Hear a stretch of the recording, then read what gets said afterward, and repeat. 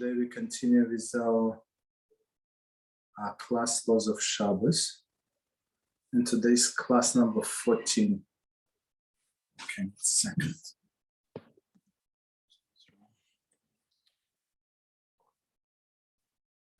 Okay, class number 14.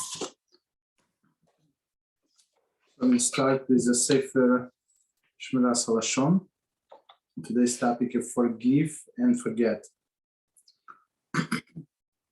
And says, even if all that one would gain through the silent acceptance of humiliation is a lesson in a punishment for a single sin, it would be well worthwhile. In fact, the gain is far greater, as stated in the Talmud, right? So even somebody humiliated us, and we, of course, were quiet, silent, did not answer. So one more time, if they humiliate Torah, you're not allowed to stay silent, you have to respond. But us personally, it's a very good idea to stay silent, even if it's going to be even atonement only for one sin, right? It says in Talmud, Rava said, whoever refrained from exacting his measure, that is from responding to the hurt causes him, the heavenly tribunal removes from him all his sins. As it is written, he forgives transgressions and passes over sins. Micha 7:18. Whose sin does he forgive? He meaning HaShem. One who passes over the sins committed against himself. Rosh Hashanah 17:8. So basically, Talmud says, so if we do not respond, right? We forgive this person. So our sins have been forgiven. It says all of his sins. Okay, it's very good. Baruch Hashem. But even one is also good. Okay, Rabbi taught that even the one's willful sins committed in a state of spiritual rebellion, right? That's the worst kind when a person goes against Hashem directly, right?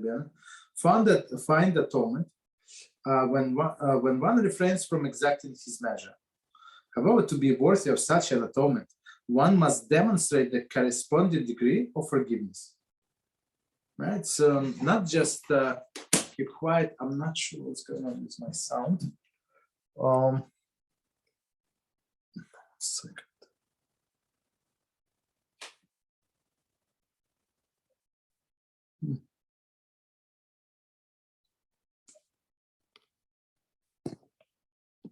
Just 1 second.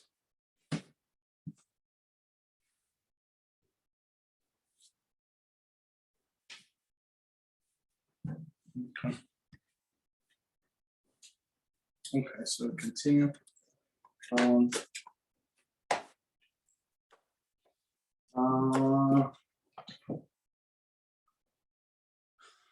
So even so we said that Rabbi taught that even one's willful sin committed in a state of spiritual rebellion, find atonement when one refrains from exacting his measure. However, to be worthy of such atonement, one must demonstrate the corresponding degree of forgiveness. So meaning not just be quiet because of what? Because we're afraid of that person, right? He humiliated us and we're afraid of him. That's why we don't respond. No.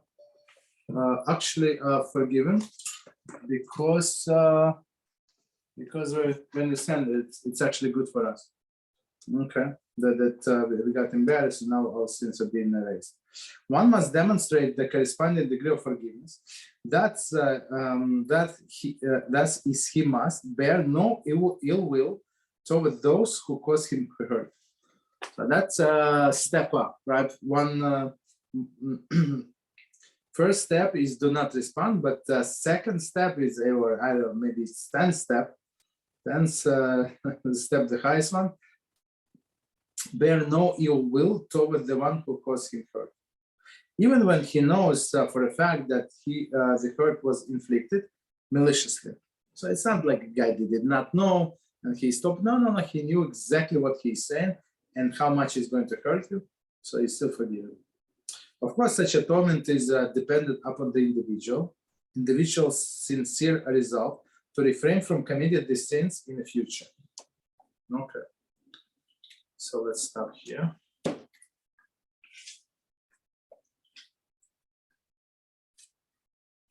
Stop here. Okay, we continue with laws of Shabbos in same melacha, sorting, right? It's chapter 8, page 151, and we are in section 6, which is going to talk about exceptions, right? Not everything is a mixture where you're going to sort. Okay, so section 6, actions not considered borer at all. Okay. So A, rearranging a mixture. We have learned that if the item that is part of the mixture is desired, it is forbidden to remove unwanted items from that are on top in order to reach it, except in the piled mixtures. That's page 150. So just to remind us, so piled mixture, we said that it's some kind of exception, meaning that you have different plates stacked on top, one on top of the other. So you say, let's say you have some big dinner plates, then smaller plates, and then big plates. So, and you need these plates in the middle, right? The smaller plate. So you are allowed to remove the big ones on top, take whatever you need, the small ones, and put the big ones back. Right, so that's an exception. It's because it's piled; it's not exactly mixed. Okay, second. All right. So that's but otherwise it's not allowed. Just because you want something on the bottom, so it would not be allowed because you're going to move away or move aside something that is that you don't want. Okay.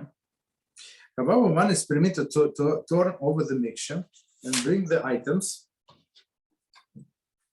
from the bottom to the top, thus enabling it to take food from the waste. So food, as we said, only it's not food and waste is not waste. It's food is what you want and waste is what you don't want. To illustrate, there are tomatoes on the bottom of the salad bowl, right? It's because they're heavier, I guess. Completely covered by other vegetables. So they chop the vegetables and put it in a salad bowl, but did not mix it. Okay. One who wants only the tomatoes may not remove the other ingredients, but may toast the salad, toast the entire salad, so the tomato end up on the top. Okay, that's permissible, right? It will be then possible to take tomatoes food from the salad waste. So you have the tomatoes now on top. So you want to take only tomatoes, you're allowed to take only tomatoes. There is no problem. But you put the full mixture like upside down, right? Or just toss it so it would be like turned inside. Okay. Similarly, a bowl of cholent may be stirred to enable one to locate meat or potatoes that covered by other ingredients. So same, so we're allowed to stir, as we said, as we learned like in the beginning of the book, right? There is no problem. Because when you're stirring, basically, you're not taking anything from there, right? You just make it mixed better. Okay. So it was B. Scattering a mixture. It is permissible to take mixture items and scatter them over a large area in order to separate the items. It is permitted because in an act of selection, no act of selection was done. So again, selection or sorting, we said only when they mix together. If they're not mixed together, there is no sorting. This would apply to cutlery washed after the evening meal that has been mixed together. If one wants to set a table, he may not separate the cutlery until immediately before the meal. Okay, so immediately before the meal, that's, as we said before, there is no problem. in the preparation for the meal. However, he may throw the entire mixture on a table so that it scatters and each article stands separately. In this manner, the cutlery is no longer mixed together and the table may be set well in advance of the meal. So meaning like that it's going to break between the preparation of the meal and the meal itself. So if there is no break, so there is no problem whatsoever, as we said before. But now what they're doing, they have a lot of cutlery from a Friday. They would throw on a table. I'm not sure what kind of table, what should be like. I think this cutlery can damage the table if it's wood. I don't know, even plastic. I don't know, if it's glass, you can break the glass. I'm not sure, but okay, let's say there is such a table, or maybe you put I don't know, like towel, and you throw it. Okay, I don't know. So basically, okay, so now it's all cutlery all separated, and you can take whatever you need and prepare before the meal. Okay, but as we said before, right before the meal, there is no problem whatsoever, and you can sort it. Okay. Continue. So it's continue with these exceptions, right? C, dividing a mixture in size. The mixture consider of different sizes, size pieces of the same food may be sorted according to the size because we learned above, page 127, varying sizes of one item are not different enough to constitute a mixture. Right, they're not different enough. So, okay. So you need like I don't know, like if you need arrange them on a platter, so you want maybe bigger pieces like around and smaller pieces in the middle, or otherwise. So they say there is no problem. Moreover, even in a true mixture of different foods, it is permissible to divide the entire mixture according to the size, as long as the individual species are not being separated from the others. Okay, so the size is not the decisive here. Okay, for example, a platter of mixed meats may be divided into large slices and small slices, as long as the individual types of the meat, for example, salami, pastrami, turkey, are not sorted. Okay. So if all of the big slices, doesn't matter, it's what is it? What they use, the salami, pastrami, turkey. So all big pieces on the left, all the smaller pieces on the right. Let's say, or some kind of arrangement. There is no problem. Continue. D. Taken, so all of these examples that we learned now are not sorting at all, and therefore they're permissible. D, taking a random while searching for an item needed for immediate use. Some poskim rule that one may take items randomly when searching for the needed item if it will be used immediately. This is true even though one will first remove unwanted items before the wanted items be found. Okay, so basically they're doing some like it's very interesting how they permit. They take a random item, but the person is looking for something. So this random item that he took might not be what he needs, right? So in some sense, he removes the waste from food, which is a problem. So let's see, why do they permit it? There are two reasons for this rule. First, since there is a typical way to locate wanted item, okay, it is considered normal part of the item's use. Okay. Second, taking an item out of the order in order to check it out can itself be considered a form of using the item, albeit only secondary type of use. I'm not sure what exactly they're checking out in this item, but okay. I mean, there is a good reason. I mean, logical explanation. Okay, summary. The prohibition actions are not considered barer at all.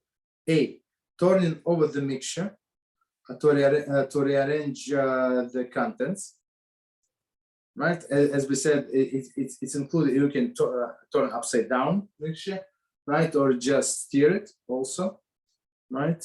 Also allowed. B, scattering the mixture over the large area, as we said, be scattering, but don't damage the table. You're going to hear from your wife or mother. Not a good idea. C, divide the mixture of food according to the size, right? So we said size in this case is relevant, but the exception, as we said, what was the exception? Exception was when we were talking about, for example, complete bread, complete loaf of bread and sliced bread. They're not of the same status, right? If you need lechem mishnah, if you need two breads for your meal, right? And another example we gave matzah and matzah meal, right? The crumbs. Of course, you say the same blessing on this one and that one, but with a full matzah, you can you can use it for lechem mishnah, and the crumbs, right? The matzah you cannot. So size in sometimes does matter. Okay. C, taking but here that's not what they're talking about. They're talking about as example that we give bigger, smaller pieces like of chicken or meat or whatever. So of course it does not make a difference. Cheese even. Okay. D, taken at random while searching for the item for immediate use. Okay, as we explained. Okay, section number 7. Combination not consider mixtures. Not consider mixture. So here we said, even though it was a mixture, you're allowed to do this because of these 4 categories, right? Now we're talking about combinations. So it is a combination, but not halakhically mixture. I mean, if you look at that, it is a mixture, but halakhically it is not. So let's see. A, different sizes of types of laying together. Sometimes, though items align in a contract with one another, they are of different sizes and dimensions, and they are not considered mixed in double quotes, right? And melach of barer does not apply. The following are some examples. So they're so big, of course, they touch each other, they'll lay on top of the other, but they're not mixtures. Okay, let's see. Number 1, items that lay on a table are not considered mixed with the table. Interesting. Silverware lying on a table is not considered mixed with plate.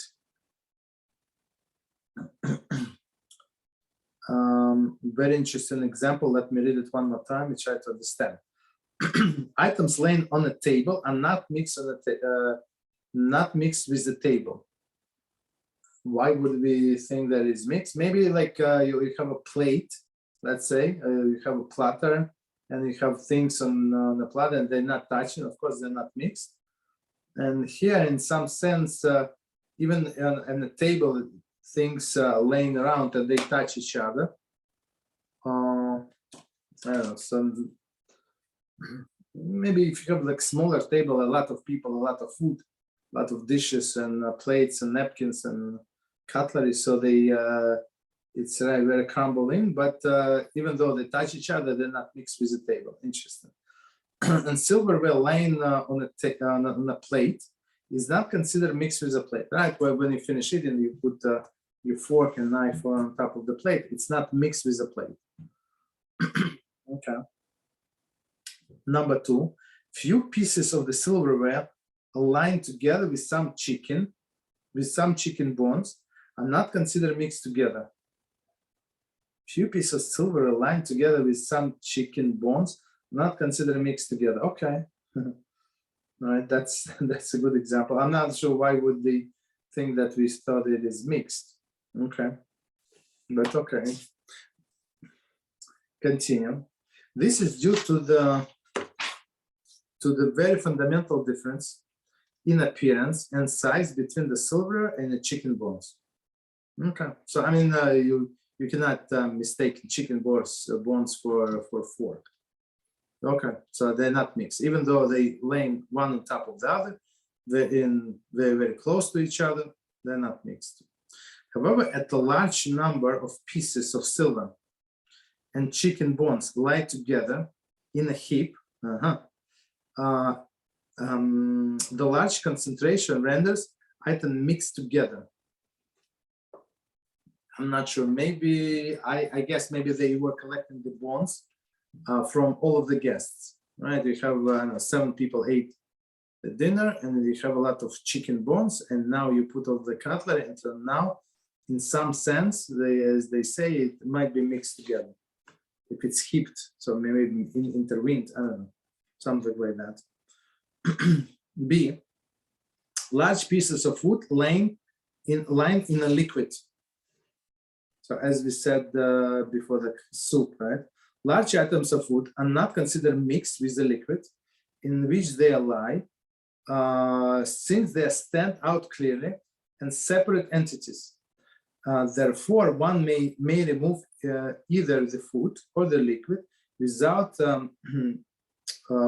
without complying with the laws of Bara. The following are some examples: eggs in water. Eggs in water. So they boiled eggs, as of course before Shabbos, and now the eggs in the water. So you can remove the eggs from water because they're not mixed with the water. Very interesting. So second example, a piece of chicken in a soup. Okay, soup is soup, and chicken is chicken, right? If it's a full piece of chicken. So we're going to learn in our Brachas class that we have on Thursday that what blessing to say in the soup. And we're going to this is going to play a big role. What kind of chicken, or what size of the chicken. Number 3, whole pickles in brine. Okay, so you have pickles in brine, so they're not mixed, of course. They're not mixed because they're separate. And as we said before, it does not matter, as the author said before, it does not matter what you want to take. You want to take liquid from the salads, or you want to take salad from the liquid, does not make any difference, whatever you want, because there is no mixture. That's the point. Number 4, a slice of lemon in a drink. Okay. They're not mixed. Small items in a liquid are considered mixture. Thus, when separating them, one must comply with halachas of borer. So one more time, small items in the liquid are considered mixture. Thus, when separating item, one must comply with halacha of borer. Okay, so let's see. The following are some examples. Noodle in a soup. So noodles are very small, and so it's not so simple to separate them from the liquid of the soup, or opposite. Number 2, crumbs in the liquid. So also it's like mixture. It's not since they're small. So chicken, a big piece of chicken you can take out and that's it, but not so easy with crumbs or noodles. Number 3, small pieces of chicken in the soup. So all of this actually we're going to say in our class halachas bracha. So there it's enough in most of the cases just to say one bracha, and it's going to cover all these different things, ingredients. Continue. C, whole and broken matzahs.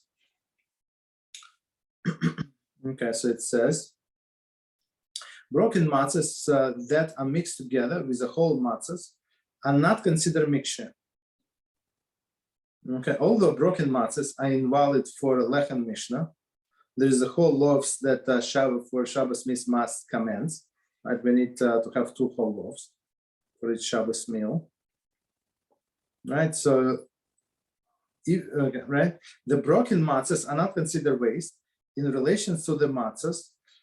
It is therefore permitted to sort broken matzahs from the whole ones to preserve the whole matzah for later meal. Right, that's what he wants. It's not like he's not going to eat broken matzah. So we usually like many times some matzahs are broken in a box. So of course you save the whole one, right? But so we start meal with the whole one, right? We break one hole, let's say, and then continue mill with a broken one. There is no problem, right? So it's not like waste. So next one, D, pulp in orange juice. Orange pulp is considered a natural part of the juice and not separate entity. Accordingly, it is permissible to skim pulp from the juice. Nevertheless, to the finicky individual, who will drink only the clear juice, the pulp is considered waste, and halacha of barer apply. So that's very interesting. I think that's a first time if I remember, right? That halacha takes into consideration the nature of the person. So if this person is, they call him finicky, right? The guy is very particular, pedantic, right? He wants only his way, and that's it, right? So if he's not going to drink the orange juice with pulp, so pulp for him 100% waste, right? And he's not separated, not allowed to separate this pulp from orange juice. For me, I can drink with pulp, without pulp. Okay, so for me, it's going to be 100% allowable, right, to remove the pulp. Okay. E. It said ice cubes in a liquid. As stated on page 154, in previous page, on this page, large objects, for example, pieces of lemon, ice cubes that have not yet been begun to melt, are not considered mixed at all. So because you see ice is ice and liquid is a liquid, is a separate. Since they remain absolutely and clearly defined, it is therefore permissible to pour drink with a pitcher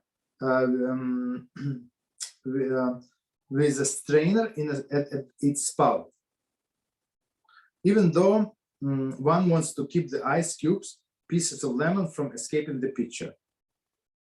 Okay, so it's we used to have this pitcher, so the spout is like bent like inside, right, and like this, and there is a little canal for the liquid to go through, and all of the pieces of lemon, all of the ice is going to get stuck inside.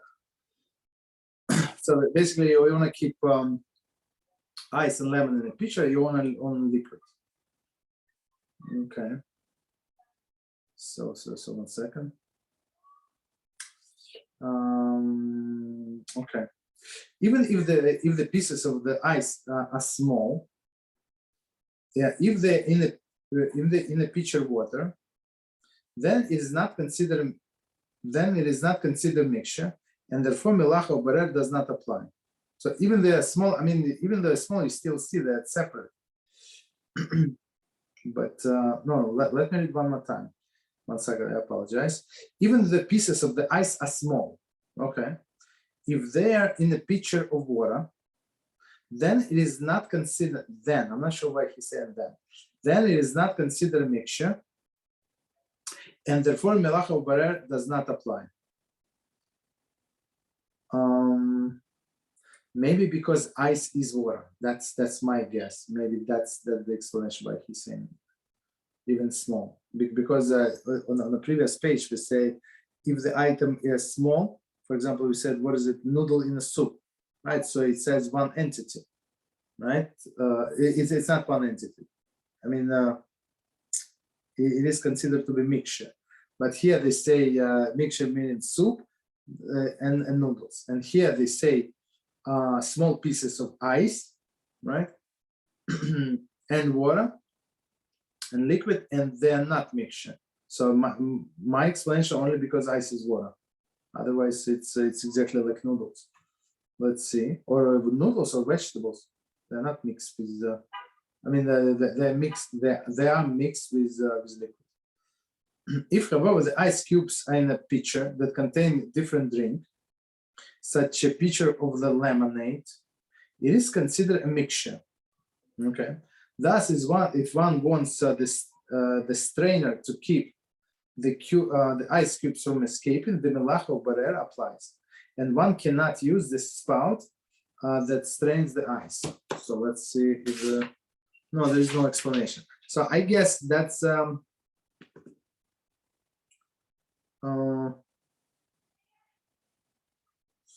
I guess that's what the answer, because it is water is water, is right, ice is water, and water. But here in the case of lemonade,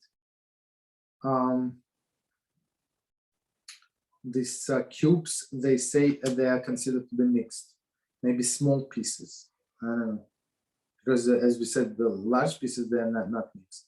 So one more time, if however the ice cubes are in a pitcher that contains different drink, such as punch or lemonade, it is considered a mixture. Okay, so I guess we're talking about small pieces. Thus, if one wants to strain a strainer to keep the ice cubes from escaping, the melach of borer applies, and one cannot use the spout that strains the ice. Okay, so that's I guess is the answer. So as same as I think we learned last time. So a person cannot do even like if he has a pot of soup, so he cannot close pot with the lid and leave a little opening and just drain the liquid, right?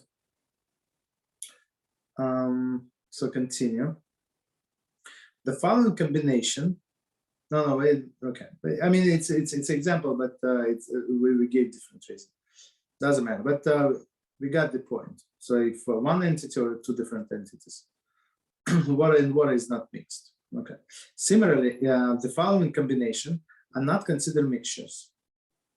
Okay. A, different sizes of types laying together, though not in a heap, right? Large, not small pieces of food and liquid. So we said big piece of chicken, but not small noodles, or not small pieces of potato. C, whole and broken matzahs. So we said that it's not mixed. It's not mixed, right? I mean, you can eat this and this, but for a mitzvah you need the whole matzahs. D, pulp in orange juice, unless someone is finicky and only drinks the clear juice. So these pulps in the juice, they're not mixed. Okay. What? Okay, sorry. E, ice cubes in water, though not in another drink. Okay, so I mean here he clarified only ice cube in water, not in another drink. Okay, so section number 8, and we spoke about it before a little. Anybody have questions?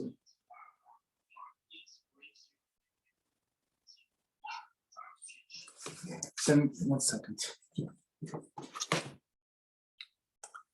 What is it? I'm not sure. 1 second.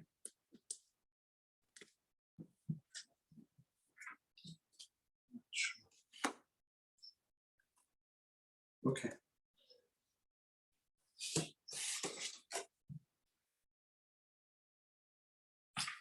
Okay, number 8. I hope that you can hear me. I'm not sure. Okay, so number 8, filtering liquids that are fully drinkable. Fully drinkable. Okay. As mentioned on the page 122, the filtering liquids to remove impurities is a form of borer. So why? Because that filter filters out the bad from what is good. Right? Good is water, and bad is all these particles. However, this rule is true only if the impurities reduce the drinkability of the liquid. A liquid that is fully drinkable, in spite of the impurities, may be filtered in order to obtain even more purified state. Since the impurities do not reduce the liquid's drinkability, they are considered part of the liquid item and not separate entity. Therefore, their removal does not constitute an act of borer. So, which is, let's try to explain. So, basically, if you're going to drink this water without filter, right? Of course, you prefer filter, but if your filter broke, you order a new one. Let's say did not arrive yet, so you can drink this water, no problem. You're not going to go to store and buy bottled water, let's say, right? So meaning for you the water is drinkable as it is, but of course you prefer more like more purified. So in this case, it's not mixture, and you can do that. However, a finicky, so this guy again comes, right? A finicky individual who is disturbed by even the minor impurities may not filter out these impurities, because to such an individual, this constitutes the constructive act of borer. In addition, not finicky person may not. In addition, a non-finicky person may not filter the liquid on behalf of the finicky person. So let's try to understand. So this guy who is very specific, I'm not going to drink this tap water, and it's not good, and it's not healthy, and I'm going to die, and stuff like that. That's what he says. So he's not allowed to use filter, right? Because this mixture of water and particles is not good for him, right? So he's not allowed to drink this water, filtered water, and we cannot do it for him, even though we are allowed to do it for ourselves, to filter for ourselves. For him, we're not allowed. and of course, I mean, we have to understand it's not electric filters, right? It's like a regular filter. Okay. So continue. B, one who is unable to drink tap water. Some poskim rule that one who is unable to drink regular unfiltered water may not filter it on Shabbos. Okay. While the other poskim maintain that since the impurities in the tap water are not visible, they are not halachically significant, and their removal does not constitute borer. So let's try to understand, because it happened in maybe 10 or 15 years ago in a place where we live. So they found that there is some insects, right, in this in a tap water. I mean, according to city officials, the requirements, it was like not a big deal, so they allow certain amount of this insect per gallon, I guess. I don't know how they measure per some volume, right? For them it was not a big deal, but for us it was a big deal. And even though it's they're not visible, but we know that they're there for sure. It was not a question of the maybe, right? So our poskim say back then that you have to get a filter. Otherwise you're not allowed, because even though you, as the second opinion said, it is true. If you don't see it with the naked eye, so it's like it's not there. But how can you say it's not there if you know it is there? You understand? So if there would be no way for us to check, same with the bugs in our vegetables, in our salad, lettuce, or broccoli, or cauliflower. Okay, you can say it's not there because I don't see it. But if you put on the magnifying glass and like fluorescent light, so you will see them. Well, how can you say it's not there? You understand? So we try to be very careful. Okay, so one more time, two opinions. One say if a person would not drink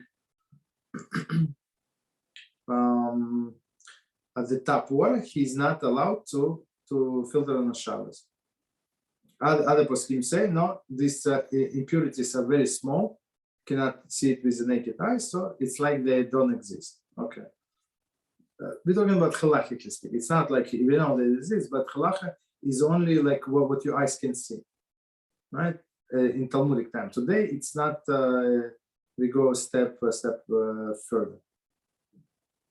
Continue. It should be noted that above discussion pertains to filters where the poured water passed immediately through the filter.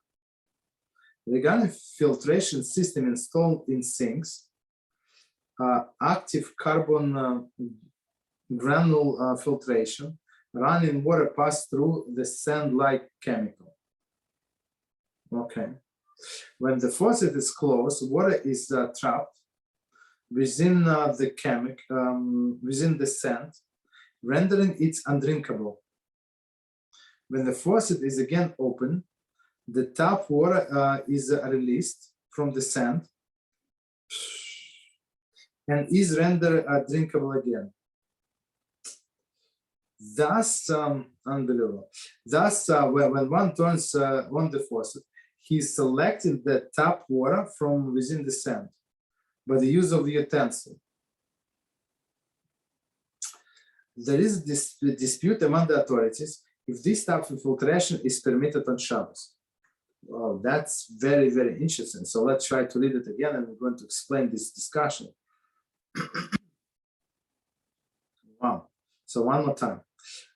If it should be noted that the above discussion pertains to the filters where the poor water passed immediately through the filter. So a regular filter, right? You open up the faucet and the water comes. Okay, that's one thing. So if you have, for example, water in your refrigerator, I guess it would be allowed if you can turn off the light. So if you have Shabbos mode, and you just can disable the lights when you want to get water, and you have to find out if it's actually any electronics involved in the passing water. Usually it goes by the pressure from the system, so there is no like electronics usually. But my refrigerator is very old. That's how it works, like 20 years ago plus. So I'm not sure how the new one works. Okay, continue. Regarding the filtration system installed in sinks, active carbon granulate filtration. So I think it's like, I saw these filters, it's like 3 different stages or 5 different stages of filtration. So it passes like, as I say, granule filtration through the sand, like it's different color, and purifies the water from different elements. So basically, when we turn off the tap, right, we close off the tap, so the water is stand there in this sand, in the filter. It does not go down, right? It got stuck in this filter. Okay, it's very good on one hand. On another hand, now we open the water, and now we separate good. Well, what we want, the good is water. We want separate, but we're using special utensil to do that. And one of the permissibility that one of the condition for permissibility, we said by hand. So we said good from bad, and second was by hand, and third for immediate use. So for immediate use, yeah, it's we want to drink this water right now, but this by hand is not working because there is special utensil. Okay, so I'm going to skip over what we just explained, but the last 2 lines. Thus, when one turns on the faucet, he's selecting the trapped water from within the sand by the use of the utensil. That's it. That's the problem. There is dispute among the authorities if this type of filtration is permitted on Shabbos. Okay. So basically, the best way to go, according to all of the opinions, so just boil some water, or just prepare some water before Shabbos, and that's it. Drink this water. Put it in a bottle, pour it in a bottle, put it in the refrigerator, or put it in a pitcher, and that's what we use on Shabbos. This boiled water or filtered water, whatever you want. Continue. C. Water containing insects. In some area, the tap water, exactly what we were discussing, tap water that appears to be perfectly clear, contains small insects, which can be seen when the water is held against the sunlight. So it's not only, I mean, if you look under the normal light, you're not, but if you're going to put it against the sunlight, you're going to see. And that's how they say that like in olden days, you're talking about olden days, we were checking lettuce. Another vegetables, $4. So you put it against sunlight and you can see very clearly. I mean, if you have good eye, that you can see. Or today we have lights like magnifying glasses, so it's also you can see very clearly. Okay, so basically, if you look at the glass, you would not see, but if you put against the sunlight, you'll see. According to some poskim, using the proper filter to keep away these insects is forbidden on Shabbos. But drink these insects are also forbidden on Shabbos in the sun. They therefore rule that one may tie a cloth at the end of the tap, right, after disconnecting the filter, which must be done before Shabbos. This way, the water that will be drawn on Shabbos will be filtered through the cloth, the old style filter. However, many poskim rule that one may use filter to filter the insects from the waste. Okay, so basically, so let's try to understand. So some poskim said, okay, that's for sure it is mixture, and they say, okay, so you can, according to them, you cannot use the normal filter, but since they're small, this and that, so you can use a makeshift like filter. Just put it some kind of cloth, right, on the cheesecloth. That's what people usually use. On a faucet, right? Other poskim say there is no problem. You can use this normal filter. Okay. So I personally, I don't use this filter. I don't use it. Okay, just as I said, prepare water before Shabbos, and you're golden according to all of the opinions. Okay. Summary. In general, in fact, the act of filtering liquids with minor impurities fall under the category of the act that is not border, right? Minor impurities. However, this does not apply to the finicky person, as we said. I mean, for him, it's like poison. For me, it's normal. For him, it's poison. The subject of a person who cannot drink unfiltered tap water is up to debate. Okay, so some say he's not allowed, so some say he's allowed. Okay, and this, but there we explain, because for him it is he's not going to drink unless he's about to die. He's not going to drink this water, right? I remember in my office that there is like a very expensive commercial filter and nice water. I think it's clean water. So it's I saw this filter. It's yeah, and but some people they insist going and buying in the store, going buy it like bottled water. So because for them this water was not filtered enough, not clean enough. I don't know what was wrong, but whatever. So for that person, I mean, they're not going to drink that water. So okay, because for them it is impure. In addition, there is a dispute among the authorities regarding active carbon granulate filtration. So as we said, this because you separate water, which is good, from impurities, but through with the special utensil. That's the issue, as we said. If filter has been installed to remove insects, some poskim said that they disconnect the filter before Shabbos and put a cloth on a sink instead, while others say that this kind of filtering may be used on Shabbos. Okay. Next one.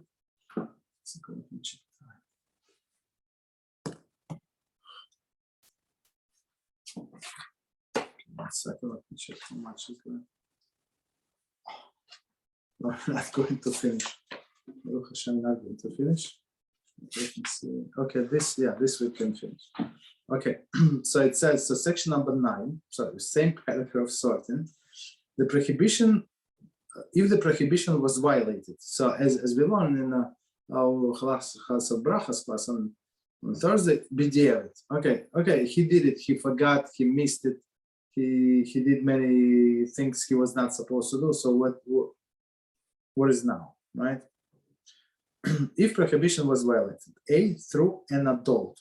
Generally, when an adult transgresses Torah prohibition, even inadvertently, so he did not mean to, he forgot, right? It is forbidden to benefit from the act except in a case of great need. Regarding the melacha of borer, however, there are many instances in which one is permitted to benefit from melacha. One should consult halachic authorities for guidance. Okay. I guess when it's rabbinical, I mean that's what he means. In some cases, when it's rabbinical and it's for great need, so after the fact we would allow, but only if it was done inadvertently. So if a person did it in purpose, so of course that's a different story. Okay. But for other things, we're not allowed to drive benefit. Why? The other person, especially if he did it on purpose, right? So another Jew is illusion, he's sharing olam haba, and I'm going to enjoy from it. So of course it's not proper. So we don't enjoy whatever he did on Shabbos. B, through a child. If a child transgresses melacha of borer on his own benefit, for his own benefit, an adult is permitted to derive benefit from his melacha. Okay. If the child did the act of borer for the sake of an adult, however, it is forbidden to benefit for the melacha until after Shabbos, right? Plus, one must add the amount of time it takes for melacha to be performed. So that's the basic formula. So let's try to understand what it says here. So it says, if child transgressed, right, and he did something for his own benefit. Let's say, we forgot to turn on the lights in the restroom. I forgot. Okay, whatever happened, right? And then child goes to the restroom, and he turns on the light, right, because he needs the light. So we're asking, honey, don't turn it off. Just leave it like this. Okay, so basically, we are allowed to benefit from his melacha. Okay, he did it for himself, and we are allowed to benefit. But if an adult asks a child to do something, which is biblical melacha, so we're not allowed to derive benefit. How long, they say? So after Shabbos, right, we have to wait amount of time that it would take us to do something, to do this action. Let's say somebody was, I mean, it's not a child. I don't want to give a different example. So but I'm not sure what would be example that child would do something that would take such a long time. Let's say, I don't know, 15 minutes, 20 minutes, half an hour. So you have to wait until after Shabbos, half an hour.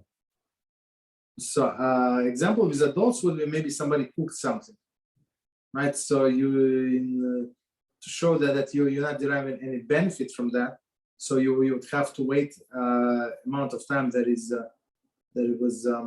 it took for this let's say cake to be baked, right? So if it takes 2 hours to be baked, so you have to wait in some instances, not in all, but in some instances you will be required to wait 2 hours. Okay.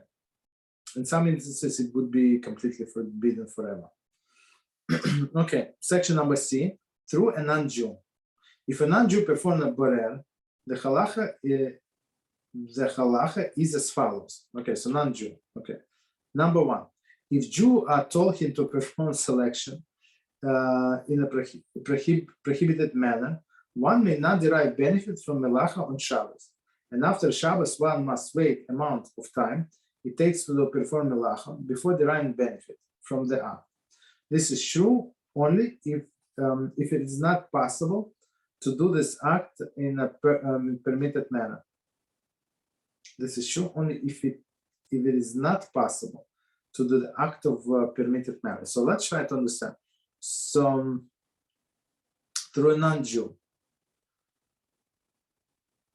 So we told him to do a melacha for us. So basically, just few words about this topic. So whatever we're not allowed to do, we're not allowed to tell a non-Jew to do. Okay. So if I'm allowed to do, so I can ask him, or there are some cases when it's rabbinical, and it's great need and great suffering and great loss and great this and great that. So in this case, I can ask non-Jew, but not in all other circumstances. Okay. So this non-Jew did something. So we asked him, and he did something for us in a forbidden manner. So as we said before, with this child, so we're not allowed to derive benefit until after Shabbos, and we have to wait amount of time that it takes. That it takes to do the whole melacha. So again, we're talking about sorting. So he separates something for us. Okay, I think they're going to give examples. And the last line said, "This is true only if it is not possible to do this act in a permitted manner." Okay, so maybe if it was permitted, not permitted, so it would be different. So it was, let's say we asked him something to do in permitted manner, and he decided to do it in different manner, so we can benefit. So one example that I would have, for example, we asked this. Let's say we have this non-Jewish help, right, in our house, and we ask this lady to clean the dishes, but we ask her, please don't use hot water.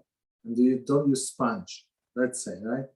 And she said yes, and we turn away. We go to our business, and not business. We went, I don't know, whatever we learned Torah, and she went and do what? She turned off the hot water and took sponge and washed the dishes, right? So basically, we're allowed to use these dishes, okay? Because she did it on her own accord. That's not what he told her, okay? Number two, if Jew did not specifically specify how to perform melacha, maybe similar to what we just said, if it is possible to do that in permitted manner, the Jew may benefit from the melacha. So I think this example where I said maybe would be in this category. So you're allowed to wash dishes in cold water without sponge, right? You have this kind of things to wash dishes, like some net that does not hold water, and the soap is very liquidy. So you're allowed to, because you need these dishes for tomorrow, right?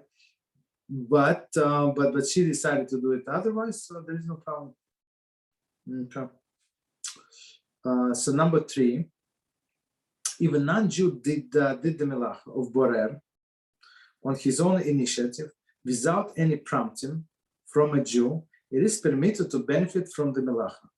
So they did some melacha of borer. Let's say she was grapes. She washed grapes for us, and she was using strainer. So strainer, as we said before, it's not a special instrument, and we're not allowed to use.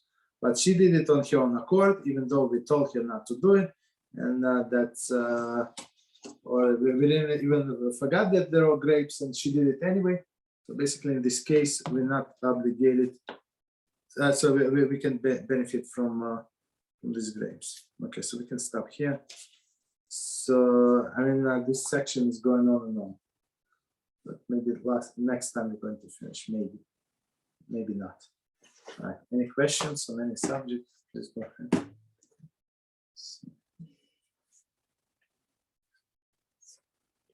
Okay, if not, so until tomorrow, Bezras HaShem, we're going to learn Kitzur Shulchan Aruch. Good night.